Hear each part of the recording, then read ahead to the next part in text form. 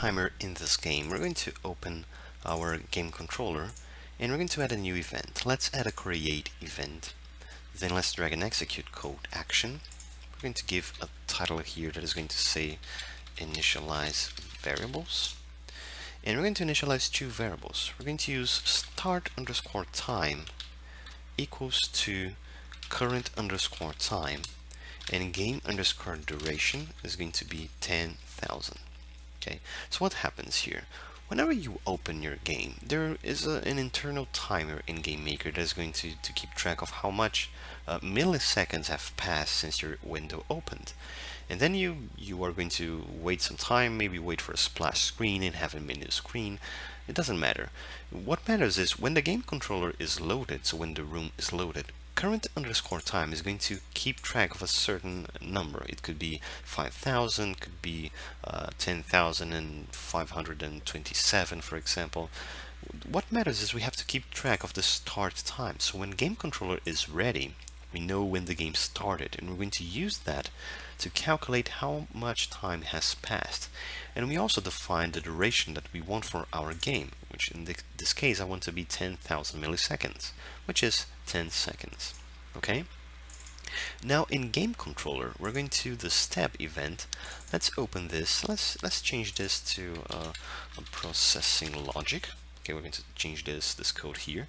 So here we're going to add a simple comment that is going to be instantiate collectibles, and down here we're going to make a timer. Okay, we're going to keep track of how much time has passed. So game timer. We're going to type here. Let me remember the names that we added. On the create we have start time, we have game duration. Let's also add a game underscore timer which starts as 0. Okay, but don't worry about that right now. Now let's go back to the step. And what we're going to do here is type game underscore timer is going to be start underscore time. Okay, so the time the game started plus game underscore duration. So when we do this, this is the target duration that we're going to wait for the game to finish. Alright, so if the game is 10 seconds and the game started as 5, for example, this is going to be 15 seconds, and we're going to decrease current underscore time, which is the variable provided by GameMaker. So this, at the end of all this mathematical operation that we did here, this is going to count how much time remains until we reach 10 seconds. Okay, so keep track of that. We have game underscore timer here. Now let's go to the draw GUI event and open the interface here. Let's add another line here. So at the end where we say score, let's append a new string. Okay, we start with a hashtag to start a new line, and then we're going to add time colon space. Then we're going to append to string function, and inside that string we're going to pass game underscore timer divided by 1,000. So we see the timer in seconds. Okay, so basically we just add a third line with time, then we have string underscore string and pass game timer divided by 1,000 as an argument. Let's give this a try. We're going to click now on run the game and we wait for the code to compile. So let's wait for everything to be done, and there we go. We have a timer that is slowly decreasing, 5 seconds, 4 seconds, until it reaches 0. But if we wait until it reaches 0, it's going to become a negative number. So we have to change how this is going to work. Whenever we have a negative number or 0, it means the time is over, and we need to put a game over message here. So let's see how we're going to do this. First of all, we're going to the create event where we initialize variables. Let's make another one. We're going to make a is underscore game underscore over equals to false. And false is a Boolean variable. It could be either false or true. Okay, so we start by setting it to be false. Now, in the step event where I define the game timer, we need to check if game timer is lesser or equal than 0. So let's put here, if game underscore timer is lesser or equal than 0, then that means that the game is over. So we're going to use is underscore game underscore over equals to true. Okay, so we keep that in mind. Now we're going back to the game controller where we say draw GUI, and we're going to draw this only if the game is not over. So let's type if we're going to use if is underscore game underscore over equals to false, so the game is still running, we're going to add these curly braces here. So we add a draw text function call, and we have the message that we already had before. However, if the game is not over, okay, so actually if the game is over, that means we have to draw something else. We're going to use draw underscore text in the coordinates 10, 10. We're going to say game over. We add a hashtag for a new line, total score, and then we're going to append to string and pass score as an argument. Let's append another string. We start with a hashtag to start a new line. And we're going to add press R to restart. Okay, and then we finish this line. Let's give this a try. And there's going to be one little detail that we have to care about. So let's wait for the code to compile.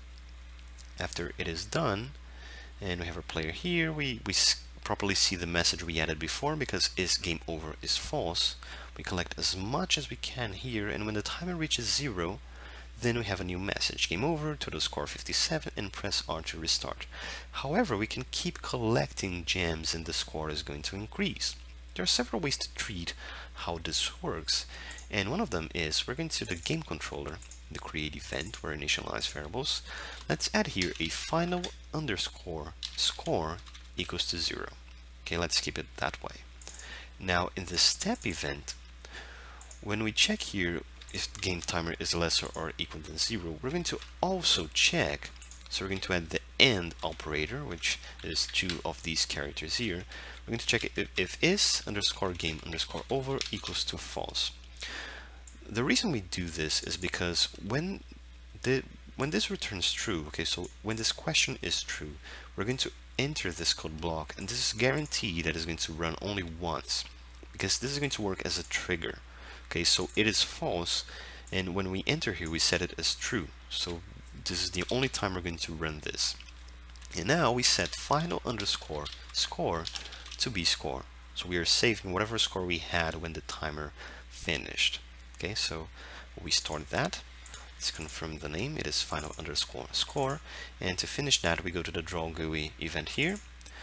And instead of passing score as a parameter here, we're going to use final underscore score. Let's give this a try. We click on run the game, wait for the code to compile, for it to process everything it has to process. So we're here, and let's collect all the gems we can. Let me try more than 60 here. Probably I can't. Yes, 60, 70, maybe 80. Yeah, got 82. And if I collect other gems, they don't pile up my score count. Okay, I finish. I have to restart to try a better score than 82. Okay, so everything that we need to finish this game is a logic to restart it. So let's do this in the next lesson.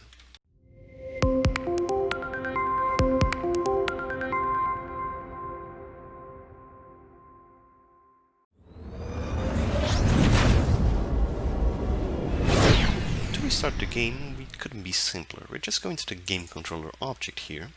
We're going to hit add event, then key press, and let's search for the letter R. So we have press R key event here. We can drag a piece of code, and we're going to call one simple function here. Let's give this a title to restart the game, and we're just going to call the function game underscore restart. We open and close parentheses because there are no arguments, and we add a semicolon. Okay, that's all we need. We can click on run the game now, wait for the code to compile, and then let's test the game. I'm just going to collect as much as we can, maybe more than 82. Okay, let me try that. Probably I won't be able now. You need to have some strategy here. You don't just swap your mouse, like you don't just turn your mouse like crazy. You won't get as much score as you could if you work slowly. But anyway, if you press R, the game restarts and you can give a second try, a second run, and then challenge wherever you want to try a better score than you.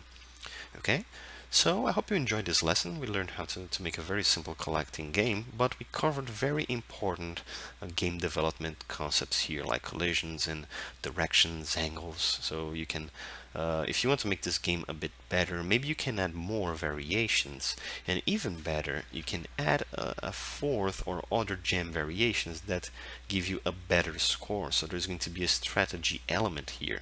The player is going to aim for gems that give a better score, and they're going to be the best of their friends. Okay, so if you want to see more lessons about game development or programming, you can just go to mammoethinteractive.com. There are lots of courses there, lots of hours for you to watch and learn, and I hope you enjoyed this video. My name is Glauco Pires, and thank you very much for watching. See you next time.